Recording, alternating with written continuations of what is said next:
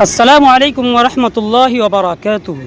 قربانی اور صفائی ایک دینی اور معاشرتی فرض ہے۔ القرآن ریڈنگ کے معزز و محترم ناظرین اور میری پیاری ماں بہنیں، قربانی کا آج تیسرا دن ہے، لیکن ہمیں ایک خاص پیغام یاد رکھنا چاہیے۔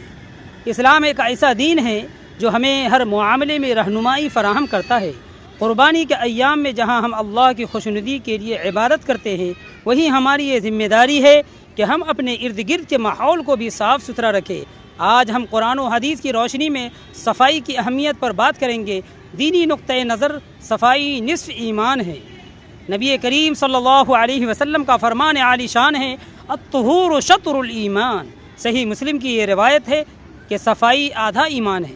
غور فرمائے کہ جس دین میں صفائی کو ایمان کا نصف یعنی آدھا حصہ قرار دیا گیا ہو، وہاں گندگی پھیلانے کی کوئی گنجائش نہیں ہے۔ قربانی کے جانوروں کی آلائش و فضلات کو گلی محلوں میں پھینکنا نہ صرف بدبو کا باعث بنتا ہے، بلکہ یہ بیماریوں کو بھی جنم دیتا ہے جو دوسروں کو اذیت دینے کے مترادف ہے۔ قرآنی اصول: اللہ تعالیٰ نے قرآن مجید میں صفائی پسند لوگوں کی تعریف فرمائی ہے۔ ارشاد باری تعالیٰ ہے، ان اللہ یحب التوابین ویحب المتطہرین۔